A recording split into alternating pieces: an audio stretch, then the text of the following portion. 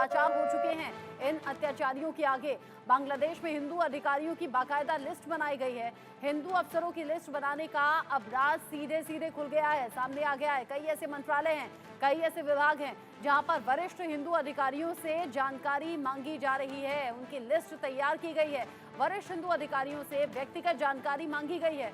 कई मंत्रालयों और विभागों से ये जानकारी ली गई है और विभागों ने नोटिफिकेशन भी जारी किया है कि ये अधिकारी अपनी जानकारी दें।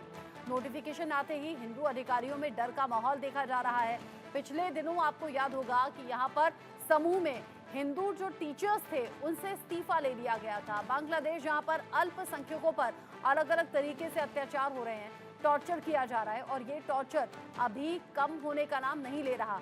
ऐसा लग रहा था कि अंतरिम सरकार के गठन के बाद, यानी कि तख्ता पलट के बाद, नाराजगी क्या शांत हो जाएगी या हालात देश के सामान्य हो जाएंगे, लेकिन यहाँ हालात सामान्य होते हुए दूर दूर तक दिखाई दे नहीं रहे। हिंदुओं पर अत्याचार और अलग अलग तस्वीरें सामने आ रही हैं। अभी पिछले ही दिनों मॉब लिंचिंग में एक हिंदू शख्स को पीट कर मार भी डाला गया। बांग्लादेश में हिंदुओं का जीना मुहाल हो चुका है। बांग्लादेश में जहां पर हिंदुओं की हत्या खुलेआम हो रही है, यहां किसी भी तरीके का डर या खौफ कट्टरपंथियों में नहीं है। यहां पर बांग्लादेश में हिंदू की हत्या खुलेआम कर दी गई। खुलना में हिंदू की हत्या की गई। कट्टरपंथियों ने पुलिस स्टेशन के अंदर यह हत्या की। अंदाजा आप लगाइए, पुलिस वालों के सामने पीट कर हत्या कर दी गई, जिसका जिक्र मैं अभी कर रही थी। युवक पर ईश निंदा का आरोप लगाया गया और उसके बाद उसे पीट कर मार डाला गया। मृतक युवक का नाम उत्सव मंडल बताया जा रहा है। उत्सव मंडल को पुलिस के सामने, अधिकारियों के सामने पीट कर मार डाला गया। मॉब लिंचिंग में युवक की जान ले ली गई और ये सब कुछ पुलिस वालों के सामने होता रहा। अंदाजा आप लगाइए कि क्या हालात बांग्लादेश के हो गए हैं। ईश निंदा का आरोप उस युवक पर लगाया गया और फिर उसे पीट कर उसकी जान ले ली गई। बांग्लादेश में अल्पसंख्यकों पर अत्याचार की जो घटनाएं हैं वो कम नहीं हो रही। मंदिरों में तोड़फोड़, हिंदू परिवारों के घर में तोड़फोड़, हिंदू परिवार की महिलाओं के साथ अत्याचार और दुष्कर्म की घटनाएं, ये सभी खबरें ऐसी हैं जो बांग्लादेश में हो रही हकीकत को बयां कर रही हैं। और यहाँ जो अत्याचार है अल्पसंख्यकों पर, वो कहीं से कहीं तक भी थमता हुआ नजर नहीं आ रहा।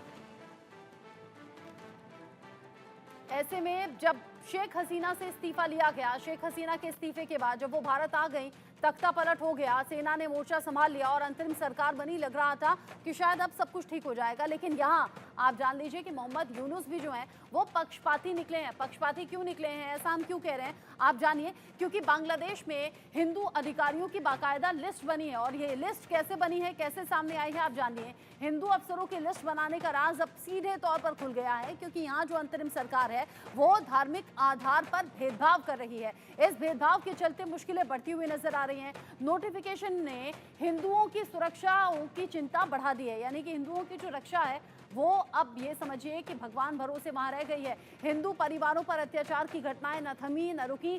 कई विभाग में जो वरिष्ठ हिंदू अधिकारी हैं उनसे उनकी जानकारी मांग ली गई है। वरिष्ठ हिंदू अधिकारियों से व्यक्तिगत जानकारी मांगी गई है। मतलब सीधे तौर पर अब जो चाबुक है वो उन पर चलने वाला है। पिछले ही दिनों कई हिंदू टीचर्स ऐसे थे जिनसे इस्तीफा ले लिया गया, वो भी समूह में ले लिया गया। अब इसीलिए हम कह रहे हैं कि मोहम्मद यूनुस भेदभावी निकले हैं, यहाँ पक्षपाती निकले हैं और भेदभाव वहां किया जा रहा है। यानी जो हालात थे उनमें किसी भी तरीके से सुधार हुआ नहीं है। कई विभाग के वरिष्ठ हिंदू अधिकारी जिनसे जानकारी मांग ली गई, व्यक्तिगत जानकारी ली गई है। कई मंत्रालय और विभाग ऐसे हैं जहां नोटिफिकेशन बाकायदा जारी कर दिया गया है।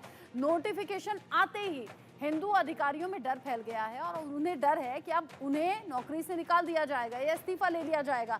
सरकार नस्ल के आधार पर अधिकारियों से भेदभाव कर रही है। यानी जो भेदभाव की स्थिति देखी जा रही थी उसमें किसी भी तरीके से कोई बदलाव आया नहीं है और ये भेदभाव मोहम्मद यूनुस के जरिए हो रहा है। एक तरफ मोहम्मद यूनुस कह रहे हैं कि हालात सामान्य हो जाएंगे, लेकिन हालात सामान्य दूर दूर तक होते हुए दिखाई नहीं दे रहे।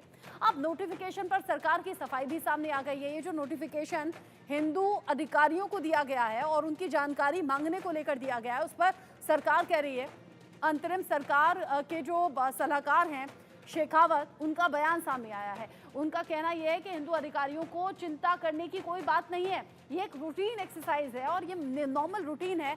राष्ट्रपति की तरफ से ये नोटिफिकेशन होता है जिसमें उनकी जानकारी मांगी जाती है। अब जानकारी ये भी है कि दुर्गा पूजा को लेकर ये सब कुछ हो रहा है।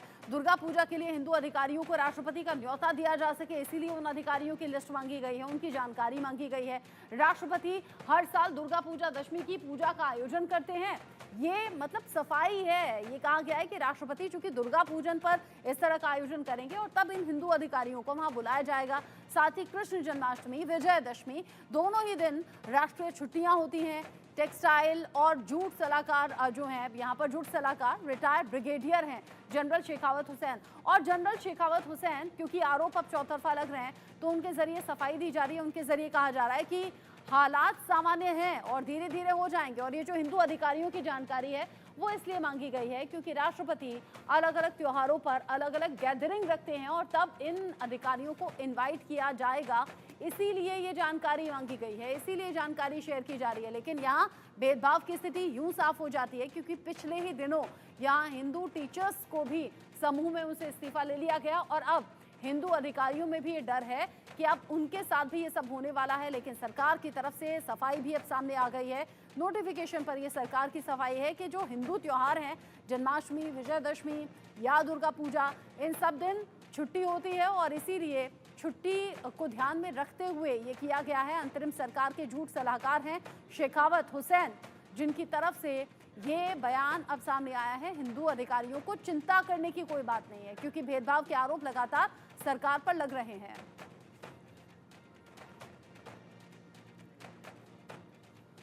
सरकार की तरफ से सफाई दी जा रही है, हालात सामान्य हो नहीं रहे और इन सब के साथ ही जिस तरीके से ये खबर सामने आ रही है, त्योहारों का बहाना किया जा रहा है और त्योहारों का बहाना दिया जा रहा है इसलिए कि त्योहारों पर हिंदू अधिकारियों को बुलाया जाएगा, इसीलिए जानकारी मांगी गई है। कट्टरपंथियों के आगे क्या मोहम्मद यूनुस सरेंडर कर गए हैं, ये सवाल इसीलिए है क्योंकि खबरें बहुत तेजी से निकलकर सामने आ रही हैं। कट्टरपंथी पार्टी जमाते इस्लामी पर प्रतिबंध जो लगा था उसे वापस ले लिया गया, इसीलिए भी हम पूछ रहे हैं कि क्या मोहम्मद यूनुस ने सरेंडर कर दिया है। साथ ही साथ अलकायदा से जुड़े हुए आतंकी जशीमुद्दीन रहमानी की रिहाई कर दी गई है। आतंकी संगठन अंसारुल्लाह बांग्ला के लोगों को खुली छूट दे दी गई है। कट्टरपंथी गुट हिफाजत इस्लाम के नेताओं की रिहाई हुई है। राजकाज पर हिफाजत इस्लाम के नेताओं से सलाह ली जा रही है। अंतरिम सरकार में कई कट्टरपंथी नेताओं को जिम्मेदारी दी गई है और ये बड़ी जिम्मेदारियां हैं, अहम जिम्मेदारियां हैं। भारत विरोधी गुटों के लोग सरकारी कामकाज पर हावी दिखाई दे रहे हैं, जो अभी तक का ब्यौरा है, यानी अभी चंद दिन हुए हैं मोहम्मद यूनुस को जिम्मेदारी संभाले हुए, अभी से खबरें हवा में तैरने लगी हैं। हिंदू विरोधी हिंसा को लेकर ग्राउंड पर कोई एक्शन दिखाई नहीं दे रहा है। एक तरफ तो सरकार कह रही है कि ये सिर्फ बनी बनाई बातें हैं, बल्कि मोहम्मद यूनुस ने खुद ये कह दिया कि शेख हसीना भारत में बैठकर उलझुलूल बयान ना दें। वो खुद तो बांग्लादेश से चली गई हैं, लेकिन बांग्लादेश के हालातों पर या फिर हिंदुओं वाले हमले को लेकर वो उलझुलूल बयान ना दें, इससे भावनाएं भड़क सकती हैं, इससे हालात खराब हो सकते हैं। वो कह रहे हैं कि बातों को सिर्फ बड़ा बनाकर दिखाया जा रहा है, असल में ऐसा है नहीं, लेकिन तस्वीरें कभी झूठ नहीं बोलती और ये तस्वीरें सोशल मीडिया पर लगातार अलग अलग तरीके से वायरल हो रही हैं और ये बता रही हैं कि क्या हालात अभी बांग्लादेश में है। इन सब के बीच में मोहम्मद यूनुस से कुछ सवाल भी हैं और ये सवाल क्या क्या हैं आपको जानना चाहिए, क्योंकि बांग्लादेश में हालात सुधरे नहीं और भेदभाव के आरोप लगातार मोहम्मद यूनुस पर लग रहे हैं। अब ऐसे में कुछ सवाल हैं, एक एक करके वो सवाल हम भी पूछेंगे। सवाल नंबर 1, कट्टरपंथियों की कठपुतली है क्या यूनुस सरकार, क्योंकि मोहम्मद यूनुस ने कई ऐसे फैसले लिए हैं जिससे पहले मैंने आपको बताया। साथ ही साथ सवाल नंबर 2 है, यूनुस की तरफ से कट्टरपंथियों को शय मिली है क्या, क्योंकि किसी भी तरीके से रोकथाम तो वहां नजर नहीं आती। सवाल नंबर 3 ये भी कि यूनुस की पुलिस से आखिर डरते क्यों नहीं है ये कट्टरपंथी, किसी भी तरीके से डर नहीं है। सवाल नंबर 5, आश्वासन के बाद भी ये हमले थम क्यों नहीं रहे। ये कहा जा रहा है कि हिंदू सुरक्षित हैं, किसी तरीके से डर नहीं। सवाल एक ये भी है कि हमलों पर स्थानीय पुलिस चुप क्यों रहती है। अगर स्थानीय पुलिस एक्टिव रहे, उस तरीके से एक्शन ले, तो शायद ये हमले इतने बढ़े ही नहीं। और इसीलिए हम कह रहे हैं कि क्या कट्टरपंथियों की कठपुतली मोहम्मद यूनुस बन गए हैं। यूनुस की तरफ से कट्टरपंथियों को क्या शय मिल गई है। यूनुस की पुलिस से कट्टरपंथी आखिर डरते क्यों नहीं है। तमाम ऐसे सवाल हैं जो अब पूछे जा रहे हैं, सिर्फ बांग्लादेश में बैठे लोगों के जरिए ही नहीं, यहाँ भारत में लोग पूछ रहे हैं और दुनिया के अलग अलग देशों के जरिए सवाल हैं। इन सभी घटनाओं को लेकर महामंडलेश्वर महंत नवल किशोर दास के भी कुछ सवाल हैं, एक बार सुनते हैं उन्हें। मंत्री जी से मिलकर के आए हैं, विष्णु प्रसाद और संतों ने मिलकर के हमने अपनी बात उनके सामने रखी है। बांग्लादेश में हिंदुओं के साथ सरकार बदलने के बाद जो कुछ हो रहा है वो चिंताजनक है। हमने अपनी चिंता व्यक्त की। माननीय गृह मंत्री जी ने हमारी बात बड़ी गंभीरता से सुनी है और मुझे लगता है कि वो जो भी उचित होगा, वैसे कदम उन्होंने उठाए भी हैं, आगे भी कदम उठाएंगे। वहाँ पर बांग्लादेश में जिस प्रकार से गैर मुस्लिमों को जीना मुश्किल हो रहा है उसके पर चिंता व्यक्त हमने कर दी है। और वहाँ हिंदुओं की सुरक्षा हो या जो भी अल्पसंख्यक समुदाय है, गैर हिंदू भी हैं, उनकी भी सुरक्षा हो। मानवीय दृष्टि से सबको जीने का अधिकार है और बांग्लादेश में जो कुछ हो रहा है उनके नागरिक हैं, अपने नागरिकों की रक्षा करना उनका दायित्व बनता है। वहाँ की सरकार का, सरकार बदली है, वहाँ के हिंदुओं को उससे कोई लेना देना नहीं है। हिंदू तब भी सरकार के और राष्ट्र के देश बांग्लादेश के साथ थे, आज भी हैं। इसलिए वहाँ मानवीय दृष्टि से हिंदुओं के साथ जो अन्याय हो रहा है वो बंद हो, ऐसा हमने आग्रह किया। उन्होंने गंभीरता के साथ सुना। बांग्लादेश के इन हालात को लेकर बात करेंगे। डॉक्टर मोहित शुक्ला मेरे साथ में हैं, हिंदू धर्म गुरु के तौर पर जुड़े हुए हैं। साथ ही साथ मेरे साथ ब्रिगेडियर रिटायर विनोद दत्ता जुड़े हुए हैं, डिफेंस एक्सपर्ट के तौर पर। ब्रिगेडियर दत्ता, पहला सवाल मैं आपसे ही करना चाहूंगी। बांग्लादेश में जो हालात हैं वो अब किसी से छिपे नहीं। तख्ता पलट से पहले भी ये घटनाएं बढ़ रही थी, तख्ता पलट के बाद अंतरिम सरकार का गठन हुआ तो उम्मीदें हुई कि शायद हालात सुधरेंगे, लेकिन सुधर नहीं रहे। क्या मोहम्मद यूनुस चाहते नहीं सुधरे या फिर कोई और मंशा है इसके पीछे? देखिए, मोहम्मद यूनुस के बस की ये बात नहीं है, क्योंकि मैं एक ही शेर से इसको कहना चाहूंगा कि बदलना तो चाहता हूं मैं निज़ाम हुकूम, पर मेरे बस की बात नहीं। क्योंकि मोहम्मद यूनुस यकीनन इस जो इंटरिम गवर्नमेंट है उसके सरबराह हैं, लेकिन उनके पास जो बाकी के जैसे छात्र नेता हैं या बीएनपी है और भी जो पार्टीज हैं जो कट्टरवादी विचारधारा रखती हैं, उनकी तरफ से उनके ऊपर काफी प्रेशर है। और बांग्लादेश को ये समझना चाहिए कि मतलब वो उर्दू में एक बड़ा अच्छा शेर है, कहते हैं ना कि वतन की फिक्र कर नादा, वतन की बर्बादी आने वाली है। बांग्लादेश जो बहुत अच्छा कर रहा था शेख हसीना के समय में और प्रोग्रेस की तरफ बढ़ रहा था, आज इन पार्टियों ने या जो अलगाववादी ये पार्टियां हैं वहां की, उन्होंने आज उस मुकाम पे खड़ा कर दिया है कि वो कई दशकों पीछे चला जाएगा। उसको चाहिए था कि वो भारत के साथ अच्छे मधुर संबंध रखे, क्योंकि भारत ही बांग्लादेश का जनक है। अगर आप देखें कि हमने कितनी शहादत देके, कितनी कुर्बानियां देके इस देश को आजाद कराया था, और भारत ने हमेशा ये रहा है कि जो जिसका हक है भारत ने उसको दिया है। अगर भारत चाहता तो इसका विलय कर सकता था, लेकिन भारत ने बिल्कुल 13 दिन के अंदर वेस्ट पाकिस्तान से इसको जुदा करके एक नए राष्ट्र का निर्माण किया। तो उनको चाहिए कि जिस तरह से अत्याचार हिंदुओं पे हो रहे हैं, जिस तरह से उनकी खुद की जो वहाँ की इंटरनल सियासत है वो हावी हो रही है, तो मोहम्मद यूनुस को चाहिए कि वो अपना सिचुएशन जो है उसको कंट्रोल करें। मुझे नहीं लगता कि वहाँ कोई हालात नॉर्मल होने वाले हैं। और ये सब जो चल रहा है माहौल, ये एक मिलिट्री कू की तरफ बांग्लादेश को ले जाता हुआ दिखाई दे रहा है।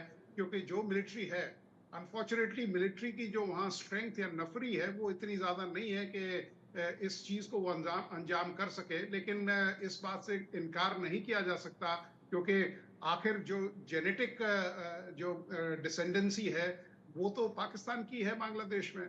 तो उनको चाहिए कि वो हिंदुओं पे अत्याचार न करते हुए, क्योंकि इसमें पूरा विश्व समुदाय उनके खिलाफ है और भारत की भी एक सहिष्णुता की एक सीमा होती है। क्योंकि जब वो जो बांध टूट जाएगा, भारत को यकीनन बड़े कड़े इंतजाम लेने पड़ेंगे या स्टेप्स लेने पड़ेंगे। अब मुझे ये बताइए, 1971 की याद आपने दिला दी, आपने बता दिया कि बांग्लादेश कैसे पाकिस्तान से टूटकर बना और क्या उसमें भारत का सहयोग रहा या सपोर्ट रहा। क्या आप आज मौजूदा स्थिति में जब अल्पसंख्यकों को वहां पर शिकार किया जा रहा है, जब उन पर अत्याचार हो रहा है, भारत का कोई दखल नहीं हो सकता क्या? हाँ बिल्कुल, मैं तो ये कहता हूँ, सरकार से यही दरखास्त करूंगा कि साहब जिस तरह से देखिए हमने अगर सीए और इस तरह के कानून बनाए हैं, तो आज जिस तरह से वहां नरसंहार हो रहा है हिंदुओं का, या जिस तरह से वहां लोगों पे अत्याचार हो रहा है, भारत की सरकार को वार्ताएं तो यस होनी चाहिए, लेकिन उसके बाद अगर अगर इस तरह से नहीं होता है, हाँ, तो हमें कोई ना कोई बहुत कड़े स्टेप्स लेने चाहिए और हाँ। उनको बचाना चाहिए, क्योंकि वो भी भारत की तरफ जब मोहम्मद मतलब यूनुस एक। ने अंतरिम सरकार में पीएम पद की शपथ ली थी, तब प्रधानमंत्री नरेंद्र मोदी की तरफ से उन्हें बधाई भी दी गई थी, लेकिन बधाई संदेश में साथ में ही जिक्र उन्होंने किया था बांग्लादेश में हो रहे हिंदुओं पर अत्याचार का भी, और ये कहा था कि इस तरफ ध्यान देना चाहिए। इंश्योर किया गया था। मोहम्मद यूनुस ये कहते भी रहे कि हालात सामान्य होंगे और ऐसा कुछ नहीं है, ध्यान दिया जा रहा है। इनफैक्ट अभी भी ताज़ा बयान में उन्होंने कहा है कि शेख हसीना उलझुलूल बयान न दें, बांग्लादेश से वो खुद चली गई हैं, लेकिन यहाँ हिंदुओं पर अत्याचार की जो खबरें बड़ी बनाकर बताई जा रही हैं ऐसा कुछ है नहीं। लेकिन तस्वीरें जो सामने आ रही हैं वो तो पूरी तस्वीरें हम दर्शकों तक पहुंचा भी नहीं सकते, इतनी ज़्यादा विभत्स वो तस्वीरें हैं, दिल को दुखाने वाली तस्वीरें हैं। डॉक्टर मोहित शुक्ला, आपको क्या लग रहा है, बांग्लादेश में अल्पसंख्यकों पर अत्याचार ना थमा और ना भी थम रहा है तख्तापलट के बाद भी, सरकार बदलने के बाद भी? देखिए, हमारे भी कई परिचित बांग्लादेश में रहते हैं, वहाँ से हिंदू पीड़ित हैं, मानसिक रूप से भी उनको बहुत प्रताड़ित किया जा रहा है। जो गवर्नमेंट जॉब में, जो प्राइवेट अपना निजी कार्य कर रहे हैं, उनको भी बहुत मानसिक रूप से प्रताड़ित किया जा रहा है कि वो बांग्लादेश से जाएँ या इस्लाम कबूल करें या अपना धर्म छोड़ें। हर व्यक्ति को अपने धर्म के अनुसार जीना का हक है। और मैं इसमें 2 चीज़ें ऐसी जो इनकी मदद कर सकती है, एक भारत सरकार है, क्योंकि वहाँ की सरकार से तो मुझे उम्मीद नहीं लगती कि वो कुछ मदद करेगी, अभी तक उसने नहीं किया। और भारत सरकार इसमें सख्त कदम उठाए, सख्ती के तेवर दिखाए बांग्लादेश को कि अगर आपने हिंदुओं को मदद नहीं करी तो आपके ऊपर और सख्त कार्रवाई होगी। दूसरा जो है, संयुक्त राष्ट्र संघ इसमें हस्तक्षेप करे, क्योंकि मानवाधिकारों का हनन हो रहा है और किसी अल्पसंख्यकों पर, क्योंकि संयुक्त राष्ट्र संघ का कानून है कि अल्पसंख्यक जहाँ भी जिस देश में रहते हैं, उनका पूरा मानवाधिकारों की संरक्षण होना चाहिए। वहाँ की सरकार पर दबाव बनाया जा सकता है, शांति सेना भेजी जा सकती है। अगर अराजक तत्व, जैसा कि अभी ब्रिगेडियर विनोद दत्ता जी ने कहा कि वहाँ के जो प्रधानमंत्री यूनुस हैं वो सक्षम नहीं हैं, तो संयुक्त राष्ट्र संघ की शांति सेना वहाँ जा सकती है कि जो कट्टरपंथी सरकार पे हावी हो रहे, उनको वहाँ पे शांत किया जा सकता है। ऐसे कड़े कदम उठाने की आवश्यकता है, क्योंकि और विपक्ष से भी मैं यहाँ पर प्रार्थना करूँगा कि विपक्ष भी जो इस पर बोले कि भाई हिंदुओं की रक्षा होनी चाहिए। जो कानून हमारी सरकार बनाती, विपक्ष उसका विरोध करता है कि भाई ये वहाँ के अगर लोग यहाँ भारत आना चाहें, जो पीड़ित हैं, तो उनको भी यहाँ की नागरिकता देने के लिए जो कानून बनाए जा रहे हैं, उस पर भी विपक्ष को आपत्ति होती। तो उनको नागरिकता प्रदान करने के जो कानून है, जो पीड़ित हैं, अल्पसंख्यक हैं, उनको उस पर भी विपक्ष को सहयोग करना चाहिए। और विपक्ष क्यों शांत है? इस समय मैं पूछता हूँ, हिंदुओं के ऊपर जो अत्याचार हो रहा है, उसमें कभी राहुल गांधी जी कुछ नहीं कहते, अन्य जो नेता हैं वो कुछ नहीं कहते हैं, तो ममता जी कुछ नहीं कहती हैं, तो ये सब लोग जो हैं शांत हो जाते हैं। तो ये चीज नहीं होनी चाहिए। जहाँ पर भी अत्याचार हो रहा है, उसके खिलाफ सबको मिलकर आवाज उठानी चाहिए। यही मानवता है, यही मानव धर्म है। ठीक है जी, यही मैं कहना चाहता हूँ। ठीक है ब्रिगेडियर दत्ता, क्योंकि बांग्लादेश में एंटी इनकम्बेंसी भी थी, बांग्लादेश में भले ही बहुमत के साथ शेख हसीना सरकार में वापसी करती हैं, लेकिन अमेरिका जैसे शक्तिशाली देश की भी निगाह होती है और वहाँ लोकतंत्र को कुचलने की बात भी सामने आती है। अगर अमेरिका चुनावों पर नजर रख सकता है, अगर बांग्लादेश में हो रहे तख्ता पलट के पीछे विदेशी ताकतों का हाथ बताया गया, अमेरिका की भी उसमें भूमिका ढूंढी गई या बताई गई, तो क्या आज के हालातों में इन ताकतों को दखल नहीं देना चाहिए? यकीनन बिल्कुल ठीक पॉइंट आपने रेज किया है, क्योंकि ये जो बाहर की ताकतें हैं और जिस तरह की मीटिंगें हुई हैं विदेशों में, क्योंकि ये एक महज छात्र आंदोलन नहीं था, ये इसमें विदेशी ताकतों का हाथ है। वो नहीं चाहते कि साहब एशिया में जिस तरह की स्टेबिलिटी हो, और खासकर वो देश जो भारत को आगे बढ़ना नहीं देखना चाहते, उनका इसमें हाथ है। लेकिन उनको चाहिए कि भाई जैसे आचार्य साहब ने बड़ा अच्छा पॉइंट बताया, और मैं हमेशा हर टीवी के प्लेटफॉर्म पे ये कहता हूँ कि ये यूनाइटेड नेशंस हैं या इस तरह के जो इदारे हैं या इस तरह के जो बैनुल-अक़वामी इदारे हैं, ये बिल्कुल डिफंक्ट हो गए हैं। इनकी कोई वो वजूद नहीं रहा है। इनको री इंजीनियर करना चाहिए। अगर पीस एनफोर्समेंट, आप देखिए अफगानिस्तान में क्या हुआ, आप ये देखिए वेस्ट एशिया में क्या हो रहा है, रूसो यूक्रेन वॉर को आज 3रा साल हो गया है। अगर ये इंटरनेशनल ऑर्गेनाइजेशंस अगर कोई किसी चीज का हल नहीं निकाल सकते हैं, हम तो बर्बरता की तरफ जा रहे हैं। क्यों हम अरबों रुपए इन पे खर्च कर रहे हैं? क्यों लोग वहां बैठ के आलीशान महलों में, आलीशान ऑफिसेस में बैठ के मतलब पॉलिटिकल रोटियां सेक रहे हैं? तो जब तक आप देखिए मानवता रोज शर्मसार हो रही है, बच्चे महिलाओं पे अत्याचार हो रहा है, इन सब चीजों को ध्यान में देखते हुए इन सब ऑर्गेनाइजेशन को री इंजीनियर करना चाहिए। और खासकर भारत जैसे देश है, आप देखिए रूसो यूक्रेन युद्ध में भारत की मध्यस्थता को लोग अप्रिशिएट कर रहे हैं। तो ऐसे चीजों का आप देखिए, यूनाइटेड नेशंस में भी P5 में वही 5 लोग हैं। हम अगर 5वीं सबसे बड़ी अर्थव्यवस्था है, तो यकीनन हमें एक सीट मिलनी चाहिए। और भारत 1 लाख से ज्यादा ट्रुप्स देता है यूनाइटेड नेशन पीस कीपिंग या पीस एनफोर्समेंट में। तो इन सब चीजों को ध्यान में देते हुए ये जो बड़े-बड़े देश हैं, इनका, क्योंकि केवल दादागिरी या केवल बिग ब्रदर एटीट्यूड काम नहीं करेगा। उनको अगर विश्व में समस्याएं हैं तो उनको भी उनका हिस्सा बनना पड़ेगा और उनका समाधान उनको निकालना पड़ेगा। और अगर समाधान वक्त से नहीं निकलता है तो फिर परेशानियां बढ़ सकती हैं। डॉक्टर मोहित शुक्ला, हिंदुस्तान में चूंकि अलग अलग धर्मों के लोग रहते हैं और बड़ी आज़ादी से रहते हैं, लेकिन जब पाकिस्तान से ऐसी खबरें या तस्वीरें सामने आई, फिर बांग्लादेश में भी वही सेम रिपीट होने लगे या फिर उससे भी कहीं ज़्यादा विभत्स तस्वीरें सामने आई, दिल दुखता है। जी, बहुत ज़्यादा इसमें तकलीफ होती है। देखिए, जहाँ भी मानवता पर हमले होते हैं, मानवता जहाँ भी शर्मसार होती है, वहाँ पर मुझे कष्ट होता है। क्योंकि हमारी भारतीय संस्कृति है, सर्वे भवन्तु सुखिनः, सर्वे सन्तु निरामया, सर्वे भद्राणि पश्यन्तु मा कश्चित् दुर्भाग् भवेत्। हम सबका कल्याण सोचते हैं। वसुधैव कुटुम्बकम, हमारे ऋग्वेद में कहा गया पूरा विश्व हमारा परिवार है। आप देखिए, जहाँ भी हिंदू बहुसंख्यक हैं, सभी धर्म सुरक्षित रहते, सभी संप्रदाय मजहब के लोग शांतिपूर्वक रहते। जहाँ हिंदू अल्पसंख्यक हो जाता है, स्वयं पीड़ित हो जाता है। तो ये दिखा रहा है कि हिंदू कितना सहिष्णु, कितना शांत, कितना परोपकार की भावना हमारे धर्म में बताई गई है। और लोक मात्र, जीव मात्र के, प्राणी मात्र के कल्याण की बात अगर कहीं कही गई तो सनातन धर्म में कही गई है। हम समस्त मानवों को अपने परिवार का सदस्य मानते हैं, ऐसा हमारे ऋग्वेद और अन्य वेदों में और हमारे उपनिषदों में और ये भी कहा गया, निराकार प्रभु हैं, सभी में समाये, सभी की स्थिर हैं, अपने न कोई पराए। तो ऐसा जो धर्म संदेश देता है, जब उस धर्म के लोगों पर, उसके अनुयायियों पर अत्याचार होता है क्या और पीड़ा दी जाती है, तो आप जानिए समग्र मानवता को पीड़ा दी जा रही है। मैं तो संपूर्ण विश्व से आपके चैनल धन्यवाद देता हूँ कि आप इस विचार को सब तक पहुंचा रहे हैं कि संपूर्ण विश्व में जितने मानव रहते हैं, आप सोचिए उन सबको पीड़ा होनी चाहिए कि ऐसा सहिष्णु, ऐसा महान धर्म जो संपूर्ण विश्व को शांति का संदेश देता है, परोपकार का संदेश अब देता है। शांति के संदेश के साथ साथ ही भारत सरकार दखल दे भी, भारत सरकार मजबूती से अपनी बात रखे भी, इस बात की उम्मीद यहाँ भारत में बैठे हुए आम नागरिक कर रहे हैं, क्योंकि दिल दुखता है। बिल्कुल ठीक कहा, दिल दुखता है जब भी ऐसे बेगुनाहों पर अत्याचार होता है, अल्पसंख्यकों पर अत्याचार की घटनाएं बांग्लादेश में थम नहीं रही हैं, इनफैक्ट बढ़ रही हैं और लगातार वो तस्वीरें सोशल मीडिया पर सामने आ रही हैं, पब्लिक डोमेन में उन पर बात हो रही है। मेरे साथ जुड़ने के लिए बहुत शुक्रिया ब्रिगेडियर दत्ता साहब, डॉक्टर मोहित शुक्ला, बहुत शुक्रिया इस डिस्कशन में आप दोनों का।